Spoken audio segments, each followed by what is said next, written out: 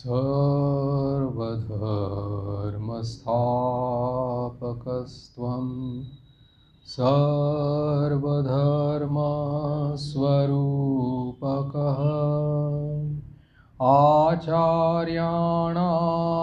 महाचार्यो रामकृष्णाय ते नमः। यथाग्नेर्दाहिका शक्ति रामकृष्णे स्थिता हि या सर्वविद्यास्वरूपां तां शारदां प्रणमाम्यहम्। शारदां प्रणमाम्यहम्। परतत्त्वे सदा लीनो रामकृष्णसमाज्ञया यो धर्मस्थापनरतो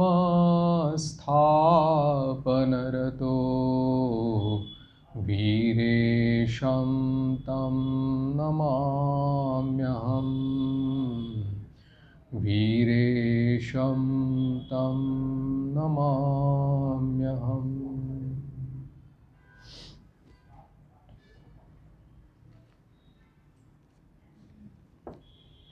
प्राय 2 महीने के अंतराय से हम लोगों का क्लास पुनराय शुरू हो रहा है। बीच में अपना आश्रम ही स्थानांतरित होने के कारण ये फिर से स्थगित हो गया था और आज फिर से श्री श्री ठाकुर की कृपा से ठाकुर के लीला चरित्र का गान करने के लिए हम लोगों को श्रवण कथन करने का सौभाग्य हम लोगों को फिर से प्राप्त हो रहा है। अनंत भाव में श्री रामकृष्ण देव की लीला चरित्र में हम लोग पंचम खंड में ठाकुर का यानी कि जो शीर्षक है उसका श्री रामकृष्ण का दिव्य भाव और नरेंद्रनाथ, इसकी चर्चा हम लोग कर रहे थे। प्रसंग चल रहा था कि 1879 से लेकर 1886 तक ठाकुर के महासमाधि तक ये जो समय था जिसमें ठाकुर के सभी त्यागी भक्तों का और गृही भक्तों का दक्षिणेश्वर में आना जाना शुरू हो गया था और 1875 में ब्राह्म समाज के नेता श्री केशव चंद्र के साथ में मुलाकात हुई थी ठाकुर की। उसके बाद से ठाकुर के दिव्य संग से प्रभावित होकर के श्री केशव चंद्र उनके पास आना जाना शुरू किए थे। केशव चंद्र के साथ ही साथ जो ब्राह्म समाज के दूसरे नेता थे जैसे शिवनाथ शास्त्री थे, विजय कृष्ण गोस्वामी थे, अमृतलाल थे, चिरंजीव थे, आदि सभी नेता भी श्री श्री ठाकुर से जुड़ गए थे। और ब्राह्म समाज के अनुष्ठान में या उत्सव में जहाँ पर भी कलकत्ते में होता था, तब केशव चंद्र हो या और भी कोई ब्राह्मण नेता हो, वो ठाकुर को जरूर निमंत्रण भेजते थे और ठाकुर वहाँ पर जाते थे। तो ब्राह्म समाज के बहुत सारे सदस्य जो है इनके माध्यम से ठाकुर के साथ जुड़ गए थे और कुछ लोगों ने ठाकुर के पास आना शुरू किया था दक्षिणेश्वर में, और उनके दिव्य संग से उनके जीवन में भी काफ़ी परिवर्तन आया था। ठाकुर ने जो ब्राह्म समाज के ऊपर या ब्राह्म समाज के सदस्यों के ऊपर में जो प्रभाव डाला है, इसकी चर्चा तो पिछले अध्यायों में हुई है। अब इस खंड के द्वितीय अध्याय में ग्रंथकार ने ठाकुर के इस भाव की चर्चा की है कि ठाकुर ने ब्राह्म समाज से क्या सीखा। अब सुनने से थोड़ा ऐसा लगता है कि क्या ठाकुर को या परमार्थ विषयक या आध्यात्मिक विषयक सीखने की ब्राह्म समाज से कुछ ज़रूरत थी, लेकिन इसकी चर्चा यहाँ पर ग्रंथकार नहीं कर रहे हैं। उन्होंने कहा है कि क्योंकि इसकी थोड़ी सी भूमिका अगर हम लोग देखें तो ठाकुर का जन्म ही जो हुआ था वो एक बंगाल के छोटे गांव में हुआ था, जो आधुनिकता से काफ़ी दूर था। वहाँ एक वैष्णव परिवार में उनका जन्म हुआ था और करीबन 17 साल की उम्र तक वो वहाँ पर रहे थे। तो ग्राम के लोग जैसे रहते हैं, बहुत सरल रहते हैं, आपस में उनके भीतर में जैसी एक प्रकार की हृद्यता रहती है और शहर की आधुनिकता का संपूर्ण अभाव उसमें रहता है, वैसे ही परिवेश में ठाकुर बड़े हुए थे। उसके बाद में जब 17 साल की उम्र में जब उनके अग्रज श्री राम कुमार चट्टोपाध्याय उनको लेकर के कलकत्ते गए थे और वहाँ जाकर के उनकी एक प्रकार की इच्छा थी कि ठाकुर वहाँ पर उनके संस्कृत टोल में पढ़ें, लेकिन ठाकुर ने अर्थकरी विद्या सीखने को साफ साफ मना कर दिया था। इसलिए वहाँ रह कर के कुछ दिनों तक कुछ भक्तों के घर जा कर के पूजा अनुष्ठान जो उनके मन के मनःपूत था, रुचिकर था, वो करते रहे। उसके बाद में 1855 में स्नान यात्रा के दिन श्री काली मंदिर की प्रतिष्ठा हुई थी और उसके बाद में उनके जो बड़े भाई राम कुमार उस समय माँ काली के पुजारी के रूप में नियुक्त हो गए थे, लेकिन उम्र हो जाने के कारण वो भी धीरे धीरे वहाँ से हट गए और रानी रासमणी की और मथुर बाबू की दोनों की आंतरिक इच्छा से ठाकुर वहाँ पर माँ काली के मंदिर में पुजारी के पद पर नियुक्त हो गए थे। तो उनका आधुनिक समाज के साथ में जो उनकी रूबरू थी या उनका जो परिचय हुआ था वो बहुत ही अल्प था। फिर बाद में केवल मथुर बाबू ही एकमात्र कॉलेज में पढ़े लिखे हुए थे, ग्रेजुएट थे, उनके साथ ही उनकी परिचय हुआ था और ठाकुर के दिव्य संग से वो भी प्रभावित हुए थे। तो उस आधुनिकता का परिचय ठाकुर को नहीं मिला था। जब 1875 में ब्राह्म समाज के नेता श्री केशव चंद्र सेन के साथ में उनकी मुलाकात हुई थी, तब वो जाकर के इस आधुनिक समाज के साथ में वो उनका परिचय होने लगा। जो सभी वो सब सदस्य जो थे या बहुत सारे नेता जो थे वो कॉलेज और यूनिवर्सिटी में पढ़े हुए थे, इंग्रजी शिक्षा का से उनका ये था प्रभावित थे, पाश्चात्य विद्या से प्रभावित थे और ऐसे समाज के साथ में या ऐसे युवा समाज के साथ में ठाकुर का परिचय हो गया था। तो इसीलिए ग्रंथकार ने यहाँ पर जो चर्चा की है वहाँ पर उन्होंने कहा है कि इस एक परिवेश में रह कर के फिर दूसरे परिवेश के साथ में परिचय होना और उसको उस प्रकार से यानी कि स्वीकार करना, ये उनके लिए नया था, ये अनुभूति उनके लिए नई थी। इसलिए उन्होंने कहा है कि पाश्चात्य शिक्षा दीक्षा से जो प्रभावित ये जो हुए थे, तो इन लोगों के साथ में उसी तरह का बर्ताव उनको करना पड़ा कि जिस तरह से उस भाव से भावित होकर के कम से कम हमारी संस्कृति या सभ्यता आध्यात्मिकता के साथ में ये ब्राह्म समाज के सदस्य या आधुनिक समाज के सदस्य जो रहेंगे वो परिचय हो जाएगा या वो लोग भी धर्म भाव को ग्रहण करेंगे इस प्रकार से। क्योंकि पाश्चात्य शिक्षा दीक्षा जो थी वो तो संपूर्ण विपरीत थी, वहाँ पर केवल जड़वाद का ही स्थान था, भौतिकतावाद का ही स्थान था और मंदिर में जाना, अनुष्ठान करना, ये सब को तो पागलपन समझते थे और स्थूल जगत में जो भी हम लोगों को दिखाई पड़ता है, हमारे इंद्रिय ग्राह्य जगत को, तो उसी को ही ग्रहण करके बस उसी के साथ में ही व्यवहार चलाना है, बस इतना ही उनका ये हुआ था। अब ऐसे समाज के सम्मुखीन ठाकुर को होना पड़ा था। तो इसीलिए पहली बात उन्होंने ये सीखी थी उनके पास में कि ये त्याग और वैराग्य का जो आदर्श उनको उसी इसमें देना है, तो उनके भाव में, यानी कि उनके जिस प्रकार की मानसिकता है उसी मानसिकता के अनुरूप पहले धीरे धीरे चल करके फिर उनको इस भाव में उस भाव में या उस राग रंग में उनको रंगाना था।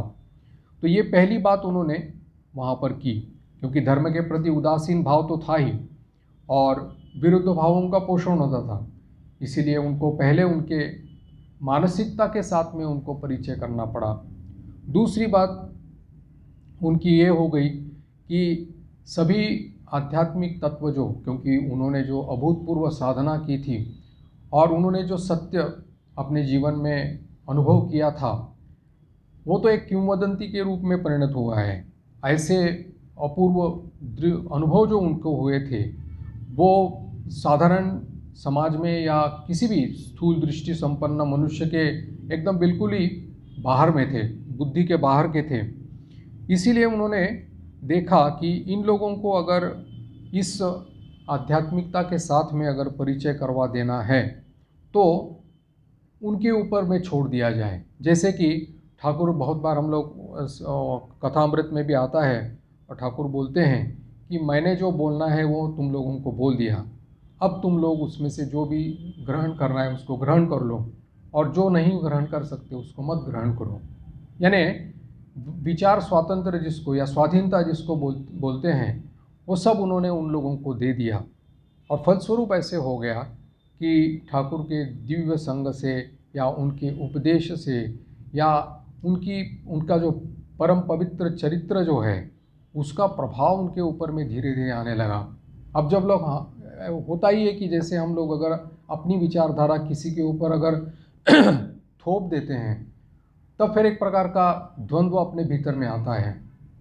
तो वो द्वंद्व वो नहीं चाहते थे कि धीरे धीरे स्वाभाविक रूप से ही अगर उनके भीतर में इस प्रकार का स्फुरण होता रहे तो अच्छा रहेगा।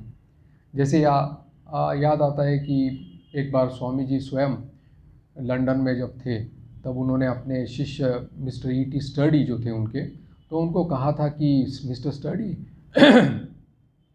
मेरे भीतर में इतनी शक्ति है कि जगत के 2/3 पॉपुलेशन को मैं अपने भाव के अंदर ला सकता हूँ, इतनी शक्ति मेरे भीतर में है, लेकिन मैं ये नहीं करता क्योंकि अगर ऐसा करूँगा तो हमारे गुरुदेव का आना ही विफल हो जाएगा।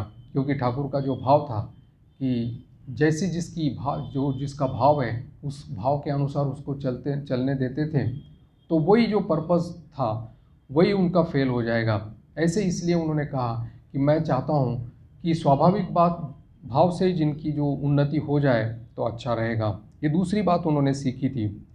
तीसरी बात उन्होंने ये सीखी थी कि जो उनका जो जीवन था वो उन्होंने पूरी तरह से माँ जगदम्बा के ऊपर समर्पित कर दिया था। तो इसीलिए चाहे संसार की कोई घटना हो, आध्यात्मिक जीवन के अनुभव हो या व्यावहारिक जीवन के कोई भी किसी भी तरह के अनुभव हो, वो उन्होंने सब कुछ माँ के ऊपर छोड़ के रखे थे और माँ का आदेश लेकर के ही हर चीज़ में वो आगे बढ़ते थे। तो इसीलिए, क्योंकि इसी अवस्था को वो अभी भली भांति अभ्यस्त हुए थे और इसीलिए संसार की कोई भी घटना उनको विचलित करने में समर्थ नहीं हुई थी। अब इस प्रकार के समाज के सामने जाते समय उन्होंने यही बात को दोहराया और कहा कि हो सकता है कि ये माँ की इच्छा हो, जगदम्बा की इच्छा हो, इसीलिए इस प्रकार के ये लोग, क्योंकि माँ के पास जब वो ये प्रार्थना करते हैं, माँ इन लोगों के पास जाकर मैं क्या करूँ, ये तो सब अंग्रेजी शिक्षा से प्रभावित है, पाश्चात्य शिक्षा से प्रभावित है। तो माँ ने उनको समझाया था ये कलिकाल है, ऐसा ही होता रहेगा, इन लोगों के भीतर में इस प्रकार से रह कर के धर्म भाव को जगाना पड़ेगा। ये उन्होंने माँ जगदम्बा ने सिखाया था। तो इसीलिए ये तीसरी बात उन्होंने वहाँ से सीखी थी। चौथी बात इन्होंने ये कहा था कि जबकि जैसे रहता है कि पूर्ण त्याग की जो बात है वो कभी भी उन्होंने अनधिकारी लोगों के सामने नहीं कही। जैसे कि अगर कोई सामने गृही भक्त बैठे हो या साधारण लोग बैठे हो तो पूर्ण त्याग की या वैराग्य की बात उन्होंने कभी नहीं कही। उन्होंने कहा कि संसार में तुम हो, अच्छी बात है, संसार में रह कर के भी प्रभु को पुकार सकते हो, प्रभु की आराधना कर सकते हो, और दोनों संभल करके तुम लोग आगे बढ़ सकते हो। ये उन्होंने स्वातंत्र्य उसमें दिया था। लेकिन कभी भी पूर्ण त्याग का या वैराग्य का आदर्श जो है वो इन लोगों के सामने रखा नहीं था। इसलिए कभी नहीं बोलते थे कि तुम लोग पूर्ण रूप से सब कुछ त्याग दो। वो कहते थे कि मन ही मन उसको त्याग करो और फिर निर्लिप्त होकर के संसार में विचरण करो। संसार में रहना कोई बुरी बात नहीं है, लेकिन निर्लिप्त होकर के रहो। इस प्रकार की शिक्षा उन्होंने दी थी। लेकिन मन ही मन उनके भीतर में एक प्रकार का क्षोभ भी ये था कि उनके जो भाव थे उसको ठीक ठीक ग्रहण करने वाले लोग अभी तक नहीं आए थे। माँ ने तो उनको दिखाया था कि तुम्हारे पास सभी लोग आ जाएंगे ये तुम्हारे आधुनिक भाव ग्रहण करने के लिए, अर्थात जो युग धर्म जिस युग प्रयोजन की पूर्ति के लिए उनका आविर्भाव हुआ है उसी युग धर्म का प्रचार करने के लिए सभी त्यागी भक्त उनके पास आएंगे, ये माँ ने उनको दिखाया था। इसीलिए वो प्रार्थना करते थे कि तुम लोग कहाँ हो। वो जो बाबू लोगों की कुटी है उसके ऊपर से वो प्रार्थना करते थे, तुम लोग कहाँ हो, आ जाओ।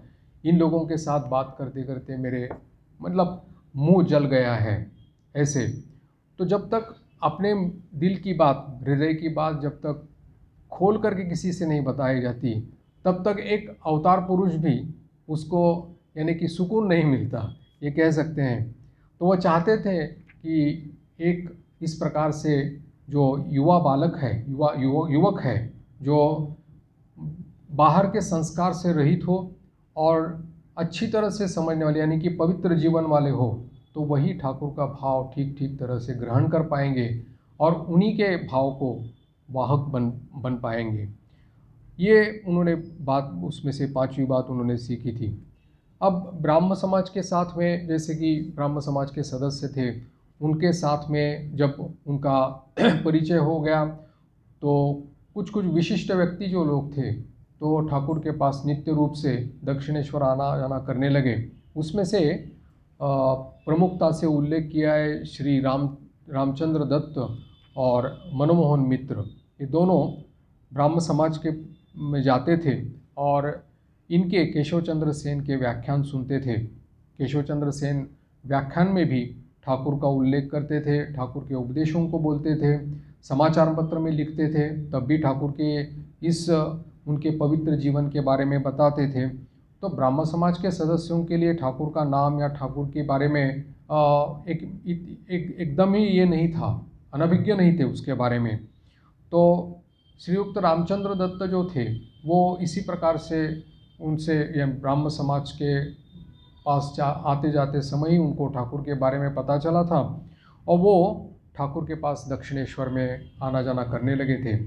और धीरे धीरे उनके जीवन में भी एक विराट परिवर्तन आ गया था और वो खुद ही उस समय अपना जीवन की जो कमियां थी वो उसको दूर करके वो ठाकुर को पहले गुरु रूप से और बाद में उन्होंने इष्ट रूप से ग्रहण किया था। उनका जो बंगला में किताब है रामचंद्र दत्त का, परमहंसदेव श्री रामकृष्ण जीवन वृत्तांत बोल करके एक किताब है, उसमें उन्होंने ये सब कुछ प्रकाश किया है। फिर उसके बाद में दूसरे जो प्रमुख था उनका जिनका उल्लेख हुआ है वो है मनमोहन मित्र।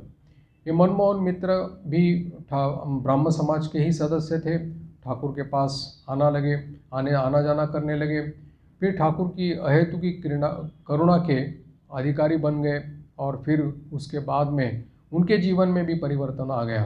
फिर उन्होंने अपने परिवार के सभी सदस्य जो है वो ठाकुर के पास ले आया करते थे। संयोग से उनकी बहन का जो विवाह हुआ था वो श्री राखाल चंद्र घोष से हुआ था, जो परवर्ती काल में स्वामी ब्रह्मानंद जी बने थे। राखाल चंद्र इस प्रकार से विवाह सूत्र से अपने इष्ट या ठाकुर के पास उनका मिलन हुआ था। और ठाकुर बताते हैं कि राखाल आने के पहले उन्होंने जो दर्शन किया था वो कहा था कि एक बार माँ ने उनके गोद में एक बालक को बिठा दिया था और कहा था कि ये तेरा पुत्र है। तब उन्होंने कहा था कि मेरा पुत्र कैसे हो सकता है। तब माँ ने, जगदम्बा ने हंस करके कहा था कि ये तेरा त्यागी पुत्र है, मानस पुत्र है, सांसारिक दृष्टि से पुत्र नहीं है। इस प्रकार से राखाल भी ठाकुर के साथ में जुड़ गए और फिर आना जाना करने लगे। ठाकुर के पास आने के बाद में उनके भीतर में जो बालक भाव था वो और भी प्रकट होने लगा। हमारे संघ के जो 3 ठाकुर के जो 3 अंतरंग पार्षद हैं, उसमें से स्वामी ब्रह्मानंद जी एक थे, दूसरे थे स्वामी शिवानंद जी महाराज और तीसरे थे स्वामी शारदानंद जी महाराज। इन तीनों ने ठाकुर के साथ मिलने के बाद में ठाकुर को मातृ रूप से ग्रहण किया था। उसमें से राखाल भी अन्यतम थे। तो उन्होंने देखा कि ठाकुर के साथ उनका जो व्यवहार था ठीक एकदम माँ की तरह था, क्योंकि शैशव में ही उन्होंने अपनी माँ को खोया था। इसलिए ठाकुर के साथ में उनका मातृवत व्यवहार था और ठाकुर भी उसी के साथ में ही राखाल के साथ मातृवती व्यवहार करते थे। और इसमें ये था कि उनके पिता जो थे वो एक ज़मींदार थे, धनी थे और नहीं चाहते थे कि अपना पुत्र किसी इस प्रकार से दक्षिणेश्वर में आए और वहाँ जा कर के अपना समय नष्ट करे। लेकिन उन्होंने देखा कि ठाकुर के पास भी बहुत सारे धनी लोग आते हैं, बहुत सारे व्यवसायी लोग भी आते हैं, तब उन्होंने आपत्ति नहीं की थी। और फिर राखाल के आने जाने का मार्ग और भी सुलभ हो गया था। राखाल के साथ में उनका जो संबंध था उसमें वो एकदम पुत्रवत था और पुत्रवत भी शासन भी करते थे, उससे प्यार भी करते थे।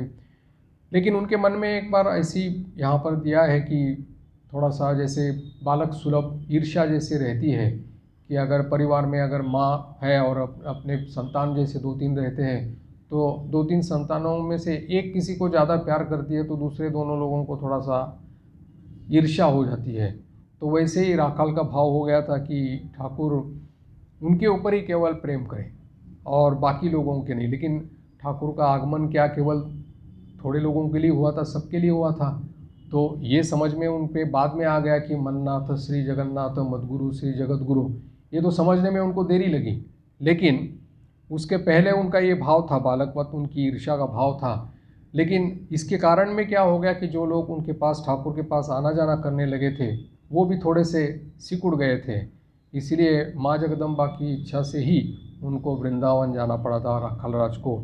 और वहाँ पर तो इसलिए ठाकुर ने प्रार्थना की थी कि हृदय राम जैसे चला गया वहाँ से, उनको भी हटा दिया था माँ ने, क्योंकि हृदय राम भी इस प्रकार से आकर के वहाँ पर लोगों को आने नहीं देता था ठाकुर के पास में और उनको रोक देता था। तो इस प्रकार से जो कार्य होना था वो नहीं हो पा रहा, इसलिए माँ ने उनको वहाँ से हृदय राम को हटा दिया था। इसलिए ठाकुर प्रार्थना करते हैं कि उसको वृंदावन ले गई हो तो ठीक है, लेकिन उसको एकदम यहाँ से हटाना नहीं।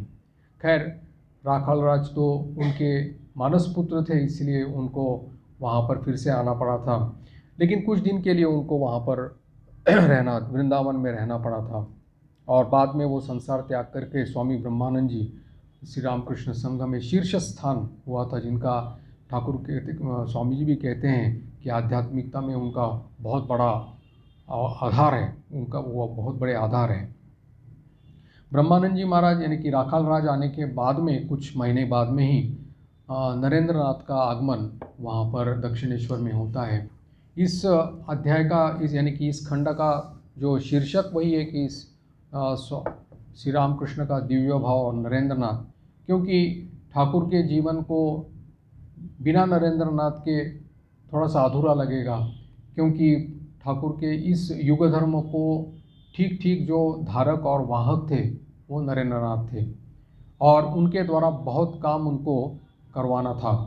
ठाकुर की अगर बात कहें तो उनका पूर्ण यानी कि विद्या का ऐश्वर्य था, सत्वगुण की प्रधानता थी, पूरा पूरा सत्वगुण कह सकते हैं। और जहाँ पूरी तरह से सत्वगुण का ऐश्वर्य रहता है वहाँ वो रजोगुण का कुछ काम नहीं कर सकते ऐसे लोग। जैसे ठाकुर उदाहरण देते हैं स्वयं कि जैसे सोना रहता है, वो सोना अगर 24 कैरेट का अगर रहे तो उससे अलंकार नहीं हो सकते, क्योंकि वो गल जाएगा। तो इसलिए उसमें थोड़ी सी मिलावट यानी कि तांबा वगैरह कुछ मिला देते हैं और फिर उससे गहने बनाते हैं, अलंकार बनवाते हैं। वैसे ही ज़रूरत थी कि सत्वगुण प्रधान रहे लेकिन रजो मिश्रित सत्व प्रधान रहे। तो इसीलिए ऐसे एक आधार की ज़रूरत थी और वैसे आधार थे हमारे नरेंद्र नाथ, क्योंकि एकमात्र जैसे स्वामी जी के बारे में, नरेंद्र नाथ के बारे में ठाकुर की बहुत उच्च धारणा थी और वो बोलते थे कि ऐसा आधार अभी तक नहीं हुआ है। तो उनका आगमन हुआ था, वो भी कहा है कि 1881 में नवंबर मास में हुआ था। उस समय वो एफए परीक्षा की तैयारी कर रहे थे और ठाकुर के पास में और भी जो ब्राह्म समाज के लोग आते थे, उसमें से सुरेंद्रनाथ मित्र जो थे, वो जो कलकत्ते में शिमला में रहते थे, गौरमोहन मुखर्जी लेन में, तो वहीं पर उन्होंने वहाँ से ठाकुर के पास जाते थे। ठाकुर की कृपा उन्होंने प्राप्त की थी और एक बार उन्होंने अपने घर में, मकान में ठाकुर को उत्सव के लिए बुलाया था और वो था नवंबर का महीना 1881 का। और उस समय कोई गायक मिला नहीं, इसलिए पास में ही स्वामी जी का मकान था, दत्त परिवार वहाँ पर, तो उन्होंने नरेंद्रनाथ को वहाँ पर भजन गाने के लिए बुलाया था। और उसी समय ये पहली मुलाकात जो है ठाकुर के साथ नरेंद्रनाथ की होती है। कहते हैं कि स्वामी ब्रह्मानंद जी ने कहा है कि नरेंद्रनाथ को देखते ही ठाकुर उसके प्रति विशेष रूप से आकृष्ट हुए थे और उन्होंने एक भजन गाने के लिए उनको कहा था। तो भजन गाने के बाद में ठाकुर एक प्रकार से विवल हो गए थे। बाद में उन्होंने सुरेंद्रनाथ और रामचंद्र दत्त को बुला करके उनका परिचय पूछा था और उसके साथ में जा कर के उसको, मतलब सामने बैठ कर के उसको पूरी तरह से उनको देखा था, ऊपर से नीचे तक देख लिया था, अंगों की अच्छी तरह से जांच की और फिर उन्होंने कहा कि दक्षिणेश्वर में एक दिन ज़रूर आना। अब नरेंद्रनाथ की जो पारिवारिक स्थिति या उनकी जो शिक्षा थी, वो इसमें पढ़ते थे, विश्वविद्यालय में एफए की परीक्षा की तैयारी कर रहे थे। उसी समय एक विवाह का प्रस्ताव उनके सामने आता है, लेकिन वो सख्त मना कर देते हैं। और जब उनके पास में ही रहने वाले श्री रामचंद्र दत्त को पता चलता है कि धर्मलाभ की प्रेरणा से ही उन्होंने इस प्रकार के यानी विवाह करना मना किया है, तब उन्होंने कहा कि अगर यही चाहते हो, धर्मलाभ ही तुम यथार्थ लाभ करना चाहते हो, तो ब्राह्म समाज और ये सब इसमें भटकने की कोई आवश्यकता नहीं है, तुम श्री राम कृष्ण देव के पास दक्षिणेश्वर में चले जाओ। तो इस प्रकार से सुरेंद्रनाथ के पास, यानी कि एक दिन सुरेंद्रनाथ की गाड़ी से वो 2-3 मित्रों के साथ में नरेंद्रनाथ ठाकुर के पास जाते हैं। आप लोगों ने सभी स्वामी जी का चरित्र तो ज़रूर पढ़ा है, तो उसमें उन्होंने जो प्रवेश हुआ था नरेंद्रनाथ का पश्चिम के दरवाजे से, जैसे जिन्होंने दक्षिणेश्वर का कमरा देखा है, पता चलेगा कि गंगा जी की तरफ से जो पश्चिम की दरवाज़ा है, वहाँ से नरेंद्रनाथ प्रवेश हुए थे। उनको देखने के बाद में ठाकुर को लगा कि इनकी जो वेशभूषा है, इसके बारे में उनका कोई भी बिल्कुल ध्यान नहीं है। एक साधारण मनुष्य जिस प्रकार से अपने पोशाक के बारे में या इसके बारे में जो सतर्क रहता है, वैसे बिल्कुल वो इसके बारे में उनको ख्याल नहीं था। आंखें देखने से लगा कि मानो अंतर्मुख है, बहिर्मुखता का कोई भी चिन्ह उसमें दिखाई नहीं पड़ रहा था। तो उनको लगा कि कलकत्ते जैसे तामसिक यहाँ पर इसमें एक सत्वगुणी आधार ऐसे कैसे रह सकता है। फिर उनको बैठने के लिए उन्होंने कहा और एक भजन गाने के लिए कहा।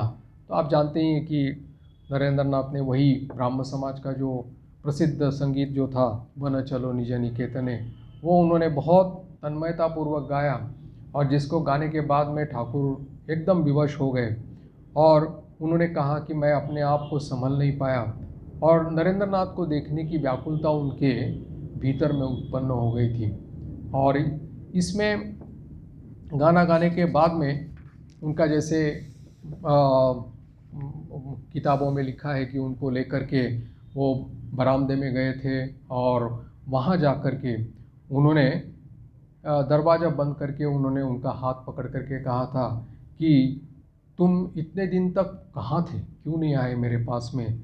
लोगों के साथ बात करते करते मेरा यानी कि पेट फूल गया है, जीभ जल गई है और मैं मेरे भीतर की बात किसी को नहीं बता पा रहा हूँ। इतने देर मुझे प्रतीक्षा करनी पड़ी तुम्हारे लिए। और फिर उसके बाद में जैसे वर्णन है कि हाथ जोड़ करके वो नरेंद्रनाथ के सामने खड़े रहते हैं और बोलते हैं कि मैं जानता हूँ कि आप वही नर रूपी नारायण, नर ऋषि का अवतार है। जीवों के कल्याण के लिए आपने यहाँ पर देह धारण किया है। अब नरेंद्र नाथ की स्थिति ऐसी हो गई कि इस प्रकार से उन्होंने कहा कि वो अचानक स्तंभित हो गए।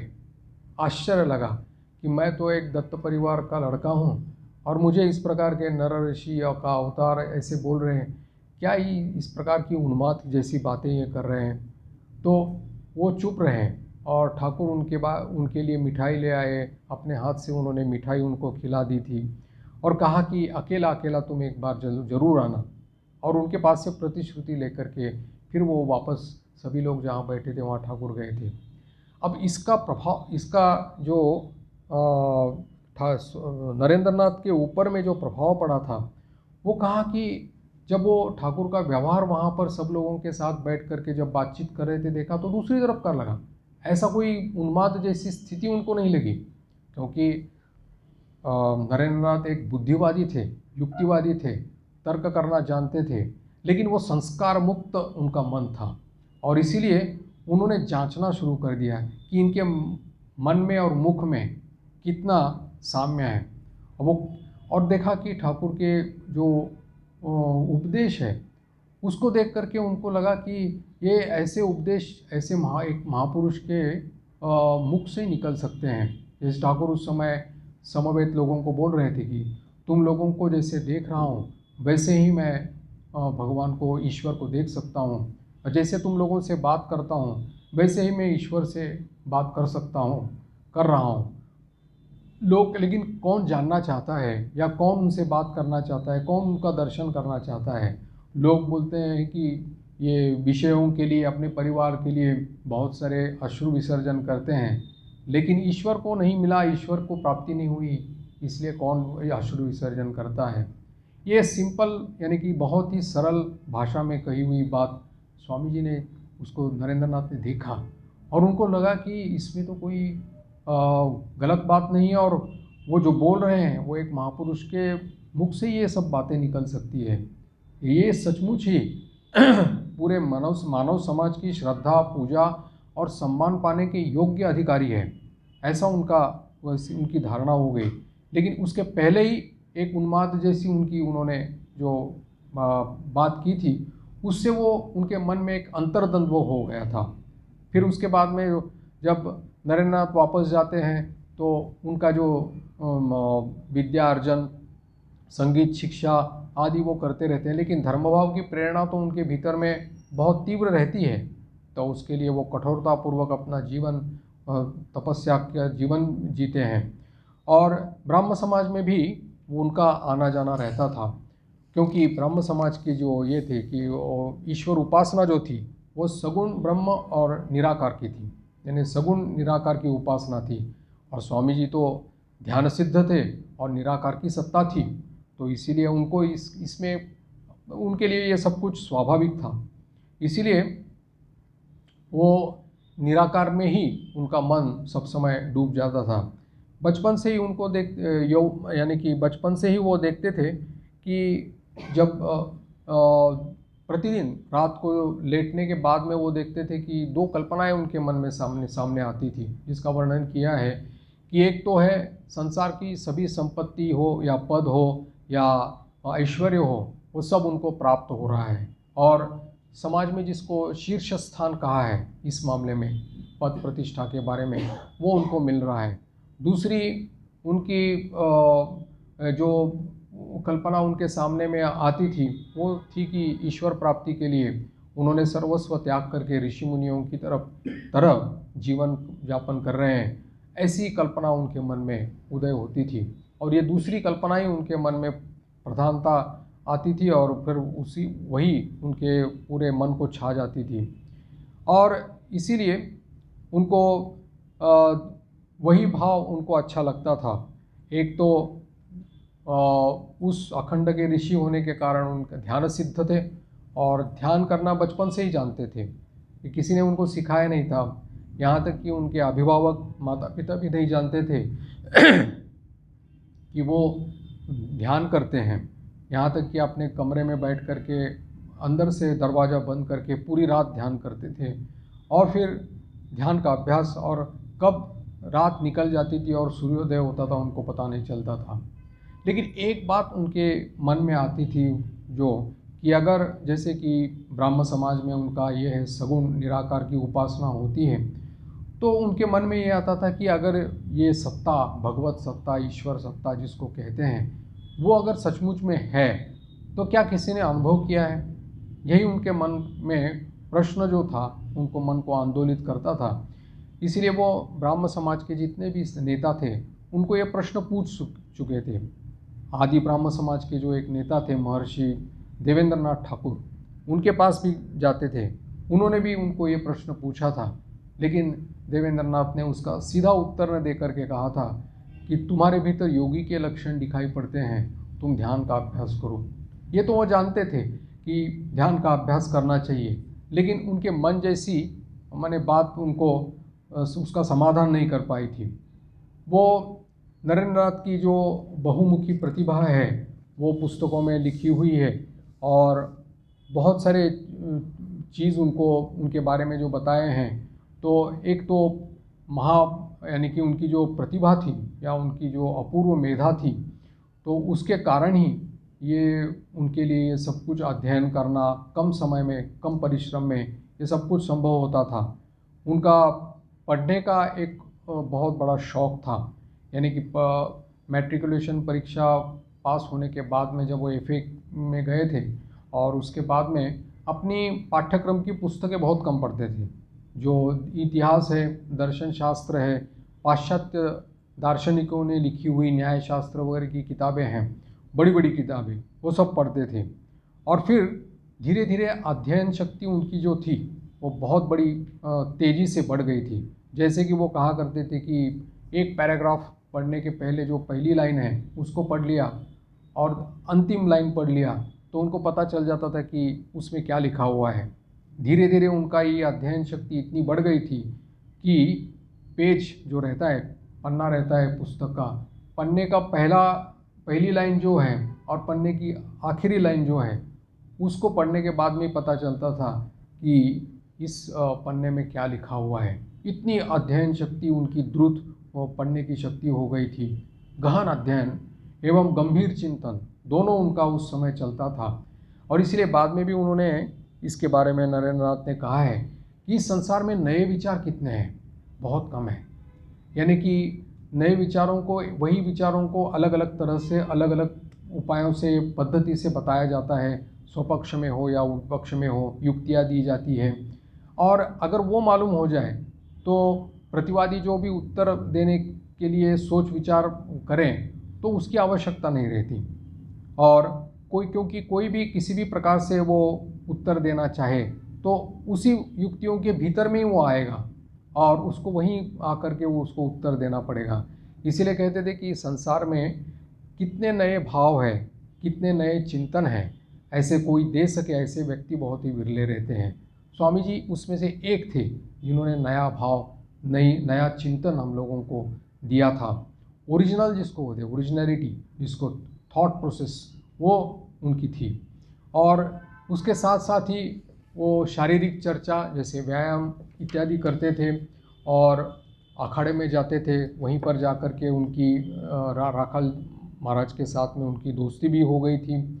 उनके बाल्यकाल की और युवावस्था की बहुत सारी चीज़ें जैसे कि सत्यनिष्ठा, आनंद प्रियता, गरीबों के ऊपर दया, और उनके भीतर में यानी कि एक प्रकार का वो जो कहा करते थे कि एक प्रकार का रेस्टलेसनेस जिसको कहते थे, तो वो बहुत था। क्योंकि एनर्जी इतनी ज़्यादा थी कि वो कुछ भी कर बैठते थे। तो इसीलिए वो उनकी माँ की जो वो बताया जाता है कि वो उन्होंने कहा था कि वीरेश्वर महादेव ने उनके कि दूसरे किसी को भेज दिया है, यानी कि किसी भूत प्रेत को उनके रूप में भेज दिया है और उनको शांत करने के लिए वो जल डाल देती थी उनके माथे पर।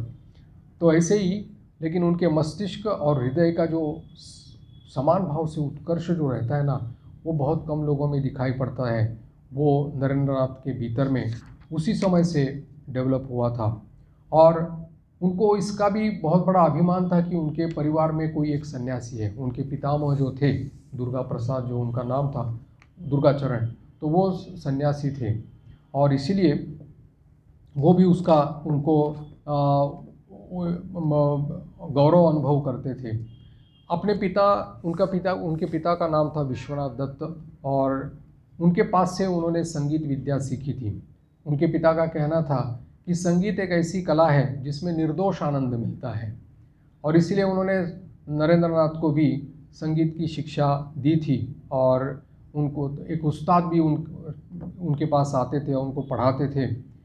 दूसरी बात है कि विश्वनाथ दत्त बहुत अच्छा खाना बनाते थे, यानी कि रसोई अच्छी बनाते थे और उन्होंने वो भी बात नरेंद्र नाथ ने अपने पिता से सीखी थी और वो अच्छी रसोई बनाते थे।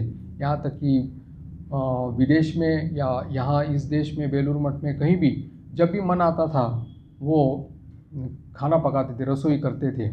विदेश में तो जब जैसे वो न्यूयॉर्क में रहते थे या और कोई उनके साथ में जो उनके साथी रहते थे, उनके शिष्य, जो एक मज़ेदार घटना ऐसी है कि जो लैंड्सबर्ग बोल करके उनके शिष्य थे, तो वो उनके साथ में रहते थे, उनकी सेवा भी करते थे। और न्यूयॉर्क में रहते समय वो जो फ्लैट है वहाँ पर छोटा सा ये था, वहाँ पर स्वामी जी अभी कोई है नहीं तो स्वयं खाना बनाते थे, रसोई बनाते थे। लेकिन रसोई बनाने की पद्धति ये थी कि रसोई घर में, किचन में जितने भी उपकरण हैं, चम्मच से लेकर के जितने भी बर्तन हैं, सबको यूज़ करते थे और बाद में इनको धोना पड़ता था। तो इसीलिए वो बड़े ये होते थे कि कभी कभी स्वामी जी स्वयं बोलते थे उस समय कि आज मैं खाना बनाऊंगा, तो लैंड्सबर्ग जो था वो अपने सिर पर हाथ लगा के रख देता था, क्योंकि बर्तन बाद में उसको धोने पड़ते थे। तो इस प्रकार से, लेकिन बहुत अच्छा खाना वो बनाते थे और वो रंग रस प्रियता जो थी, जो अपने पिता की थी, वो उनमें आई थी। एक बीए की परीक्षा के बाद हम लोग जानते हैं जैसे उनके पिता का देहांत हुआ था और फिर यहाँ पर उल्लेखनीय एक बात यह है कि नरेंद्र नाथ की माँ का चरित्र, जो उनका नाम था भुवनेश्वरी देवी, और ये महिषी महिला ने जो कष्ट झेले हैं उसकी हम लोग धारणा भी नहीं कर सकते, क्योंकि पिता के देहांत के बाद में उनके परिवार की जो अवस्था हो गई थी, यहाँ तक कि खाने के लिए कुछ भी नहीं था। बड़ा परिवार था, इतने सारे लोग खाते थे, लेकिन बाद में वही लोग उनके ऊपर में जब उलट गए और उनके ऊपर जब मुकदमा वगैरह कर दिया था, तब इस महिषी महिला ने इन सब लोगों का भरण पोषण या इस प्रकार से किया है कि कभी भी उन्होंने किसी के पास कुछ मांगा नहीं। इतनी बड़ी माँ का चरित्र, मतलब एक प्रकार से कहा जा सकता है तो एक प्रशंसनीय कहा जा सकता है। और नरेंद्र नाथ सबसे ज्येष्ठ पुत्र थे, तो उनके ऊपर वो जिम्मेदारी भी थी कि, लेकिन ठाकुर की लीला ही ऐसी, बाद में हम लोग इसमें देखेंगे कि ठाकुर की लीला ही ऐसी थी कि जिनकी प्रतिभा और जिनकी मेधा के बारे में सर्वत्र चर्चा होती थी, यहाँ तक कि उनके जो प्रोफेसर्स लोग थे जहाँ पर वो पढ़ते थे, वो कहते थे कि जर्मन यूनिवर्सिटीज़ में और ब्रिटिश यूनिवर्सिटीज़ में ऐसा कोई भी विद्यार्थी नहीं है जो नरेंद्र नाथ के साथ में जिसकी तुलना की जा सकती, इतने प्रतिभावान हैं। ऐसे व्यक्ति को एक साधारण सी नौकरी भी नहीं मिल रही थी, ये बात थी। ठाकुर की लीला की कोई मतलब समझ ही नहीं सकते कि इतने प्रतिभाशाली विद्यार्थी या बाद में आने के बाद में एक साधारण से साधारण नौकरी भी उनको नहीं मिल रही थी, क्योंकि उनका कार्य अलग था। लेकिन इसका परिणाम जो परिवार के ऊपर जैसे हुआ था कि जैसे भुवनेश्वरी देवी उनकी माता के ऊपर में, तो वो उसके बारे में हमेशा नरेंद्र नाथ चिंतित रहते थे। यहाँ तक कि जब वो सर्वत्याग त्याग करके बाद में वो पूरे भारत भ्रमण किया, विदेश में गए, सब कुछ उनका नाम वगैरह हो गया, लेकिन वो जीवन के अंत तक वो अपनी माँ के बारे में सोचते रहे कि उनके इस के कारण में उनके माँ ने जो सैक्रिफाइस उनके लिए किया था उसके बारे में वो यानी कि उनका हृदय बहुत कोमल उसके बारे में था। खैर, उसके बाद में नरेंद्र नाथ को जब ठाकुर ने कहा था कि दूसरी बार आने के लिए उनके पास से उन्होंने प्रतिश्रुति ली थी, तब दूसरी बार जाने का मन जब नरेंद्र नाथ का हुआ था, तब उन्होंने अकेले ही जाना पसंद किया और पैदल चले अपने घर से। और फिर वो उनको मालूम नहीं था कि दक्षिणेश्वर का काली मंदिर इतना दूर है। तो खोजते खोजते गए, तब दोपहर हो गई थी और ठाकुर अकेले ही छोटे तख्त पर बैठे हुए थे और कोई नहीं था कमरे में। जा कर के जब बैठे तब उन्होंने ठाकुर ने उनको बड़े आनंद से उनको ग्रहण किया और पास में बिठा दिया। और धीरे धीरे वो उनका मन समाधि में जाने लगा। तब उन्होंने अचानक ठाकुर ने उनका जो दाहिना पैर है वो नरेंद्रनाथ के ऊपर रख दिया। और जैसे ही जैसे वो वर्णन आता है कि पूरी मानो पूरे कमरे की सभी चीज़ें जो हैं वो घूमती हुई उनको दिखाई पड़ी, विलीन हो रही, शून्य में विलीन हो रही है। उसके साथ उनका क्षुद्र अहम जो है वो भी विलीन हो रहा है, वो दिखाई पड़ने लगा। और उनको लगा कि ये मृत्यु छोड़कर और कुछ तो है नहीं, इसीलिए वो चिल्ला उठे कि क्या कर रहे हैं आप, मेरे माता पिता है। तो फिर ठाकुर जोर से हंस पड़े और उन्होंने उनके छाती पर हाथ फेर करके कहा, ठीक है, समय से सब कुछ हो जाएगा, अभी नहीं। इसके बाद में ये बात कहाँ है, ग्रंथकार यहाँ पर कह रहे हैं कि ये बात कहने में जितना समय लगा वो घटना इससे कम समय में हो गई थी। लेकिन नरेंद्रनाथ के भीतर में जो एक अंतर्द्वंद्व ये हुआ था, आकर के उपस्थित हुआ था, वो ये था कि वो अपने आप को बड़ा यानी कि मानसिक शक्ति संपन्न समझते थे और उनको लगता था कि उनके मन के ऊपर कोई इस प्रकार का प्रभाव नहीं डाल सकता। लेकिन ठाकुर के इस प्रकार करने से उनके मन के भीतर में एक बहुत ही बड़ी चंचलता आ गई कि इस प्रकार से मैं अपने आप को समझता तो हूँ, लेकिन ये दक्षिणेश्वर के जो ठाकुर हैं उन्होंने मेरे जैसे शक्ति संपन्न, मानसिक शक्ति संपन्न को भी उन्होंने इस प्रकार से उन्होंने ये कर दिया, यानी कि विचलित कर दिया। और कहा कि मेरे मन को मानो उन्होंने तोड़ फोड़ करके, जैसे कि गीली मिट्टी रहती है और उसको जैसे एक आकार दिया जाता है, वैसे ही ये कर रहे थे। तो इनको मैं पागल कैसे समझूं या उनको उन्माद कैसे समझूं। फिर बाद में देखा कि वो ठाकुर उनको खिलाने पिलाने में लगे, उनका लाड़ प्यार दुलार करने लगे, तो उस प्रकार स्वाभाविक रूप में थे।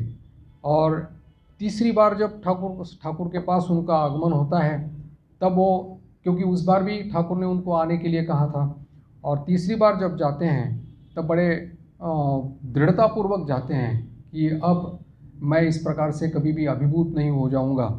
और ठाकुर ने जब उनको देखा तब उस समय उनके कमरे में बहुत सारे लोग थे, इसलिए वो पास में जो यदु मल्लिक का जो मकान, बगीचे का मकान है, वहाँ पर जा कर के टहलते टहलते वहाँ पर गए। और वहाँ जब बैठे और फिर बैठने के बाद में समाधि में चले गए, तब भी उन्होंने अचानक उसको स्पर्श किया। नरेंद्रनाथ जानते थे कि इस प्रकार से कुछ होगा, लेकिन वो अपने आप को संभल नहीं पाए। वो अपना शुद्ध बुद्ध सब खुद खो बैठे उस शक्तिपूर्ण स्पर्श से। फिर धीरे धीरे उन्होंने, ठाकुर ने उनके छाती पर हाथ फिरा करके उनको प्रकृतिस्थ कर दिया था। इसके बारे में क्या हुआ वो तो ठाकुर ने स्वयं बताया है कि उसको मैंने उस अवस्था में डाल करके पूछा था कि वो कौन है, कहाँ से आया है, क्यों आया है, कितने दिनों तक पृथ्वी पर रहेगा। और उसने भी अपने भीतर में प्रवेश करके ये सब प्रश्नों का ठीक ठीक उत्तर उन्होंने दिया था। और उन्होंने जो अपने समाधि अवस्था में जो उन्होंने दर्शन किया था नरेंद्रनाथ के बारे में, वो सब उसके साथ उनका मिल गया था। अब इसका जो प्रथम दर्शन उन्होंने जो नरेंद्रनाथ के बारे में किया है वो तो आप सभी लोग जानते हैं कि उनका मन जब एक बार समाधि अवस्था से ऊपर में चला जा रहा था और खंड और अखंड के राज्यों को भी, खंड के राज्यों को अतिक्रम करके अखंड में प्रवेश करके उन्होंने देखा कि 7 ऋषि वहाँ पर ध्यानस्थ होकर के बैठे हुए हैं, प्राचीन ऋषि। उसमें से जो एक पुरातन ऋषि नर ऋषि जो थे, उनके पास एक सामने के ही एक ज्योतिर्मंडल का अंश घनीभूत होकर के देव शिशु के रूप में परिणत हो गया था। और वो जा कर के उस ऋषि के गले में हाथ डाल करके वो उनके साथ में समाधि से उनको उठा देता है, उत्थान कर देता है। और बालक की तरफ वो ऋषि भी बड़े प्रेम से देखते हैं। और देव शिशु उनको कहता है कि मैं जा रहा हूँ, आपको भी आना पड़ेगा। तो उन्होंने केवल अपने इशारे से ही उनको हाँ कहा था और फिर समाधिस्थ हो गए थे। तो नरेंद्र को वहीं से ही उनका, यानी कि वो उनका जन्म हुआ था। तो बात यह है कि जैसे ये घटना है, हम लोग जानते हैं कि 1863 में ये स्वामी जी का जन्म हुआ था, 12 जनवरी 1863 को। ठाकुर उस समय करीब 26-27 साल के होंगे उस समय। और उस समय 1957 से लेकर 1857 से लेकर के उनकी वो ये चल रही थी, यानी कि अभूतपूर्व साधना चल रही थी।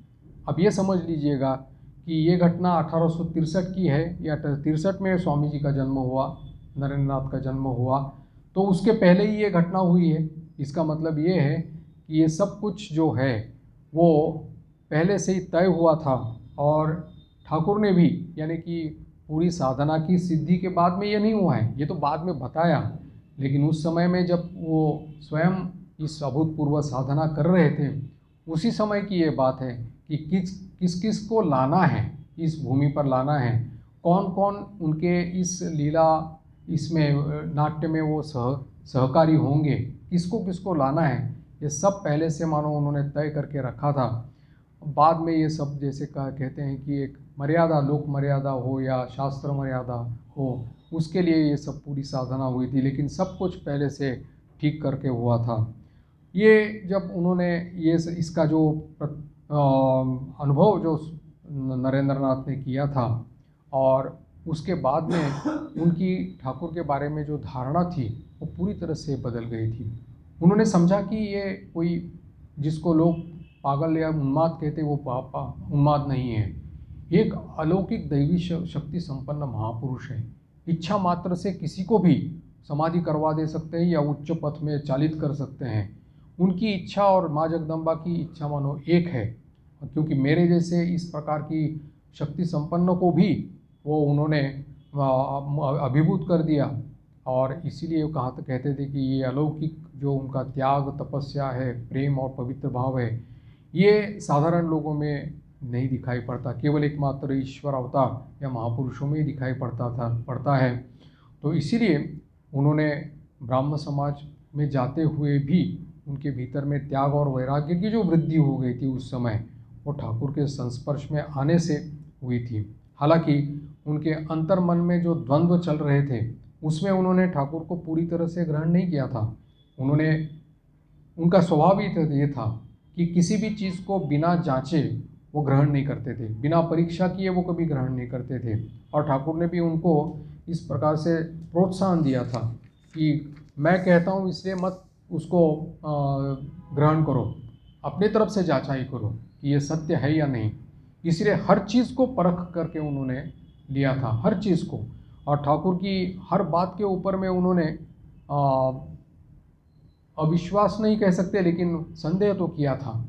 और इसीलिए वो उनके बारे में जो पाश्चात्य मनीषी जो है रोमारोला जो है, उन्होंने कहा था कि स्वामी जी की एक जो बहुत विशेषता कह सकते हैं वो ये थी कि हर चीज़ में उन्होंने ठाकुर के अनुभव हो या ठाकुर के ऊपर उन्होंने संदेह किया था। His tremendous capacity to doubt, ऐसा कहा है रोमारोला ने। और वो ऐसा मनुष्य, यानी कि ऐसा व्यक्ति अगर कन्वर्ट हो जाता है, यानी परिवर्तन हो जाता है, तो पूरी 19वीं शताब्दी मानो कन्वर्ट हो गई, ऐसा उन्होंने कहा है। तो इस प्रकार से हर चीज़ को, हर दर्शन को, हर व्यवहार को, हर अनुभव को उन्होंने अपनी कसौटी से परख लिया था, जांच लिया था, परीक्षा की थी। और उन्होंने, क्योंकि ये संघर्ष उनका जो चला है वो करीब 6 साल का संघर्ष है, 81 से लेकर के 86 तक, अंत तक ये सब उनका संघर्ष चला है। और ये धीरे धीरे उनके मन में, क्योंकि वो बोलते हैं ना कि जैसे अगर कोई खूंटी जो रहती है उसमें मिट्टी में डाल दो तो उसको हिला हिला करके देखते हैं और फिर ठोकते हैं, फिर देखते हैं, ऐसा करके। तो नरेंद्र नाथ ने अपने मन में आने वाले ये सब जो विचार थे, ये थे, वो पूरी तरह से जांच की करके फिर उसको उन्होंने ठाकुर को धीरे धीरे ग्रहण किया था। अवतार है या नहीं, ये भी उन्होंने धीरे धीरे ग्रहण किया था, एकदम रूप से उन्होंने उसको ग्रहण नहीं किया था। हालांकि एक अद्भुत शक्ति संपन्न महापुरुष है, इसके बारे में उनके मन में कोई संशय नहीं था, लेकिन सब चीज़ को ग्रहण करने में उनको समय लगा था। और ये एक तरह से अच्छा ही हुआ, क्योंकि नरेंद्रनाथ का स्वामी जी में वो जो परिवर्तन हुआ है वो इस प्रकार से, क्योंकि आगे चल कर के इस प्रकार के बहुत सारे जो नास्तिक लोग थे, जो संदेहवादी लोग थे, जो इस प्रकार से धर्म के बारे में उदासीन या विरुद्ध भाव पोषण करने वाले, उनको उल्टा पुल्टा सवाल सवाल पूछने वाले लोग थे, उनको उत्तर देने में उनको कोई तकलीफ नहीं हुई, क्योंकि वो स्वयं इस मार्ग से गए थे। हर चीज़ को उन्होंने प्रश्न पूछ करके ठीक किया था, तब उनके लिए कोई ये समस्या नहीं हुई थी। शेष चर्चा बाद में करेंगे, आज यही विराम कर देते हैं। ओम शांति शांति शांति। हरि ओम तत्सत्। श्री राम कृष्णार्पणमस्तु।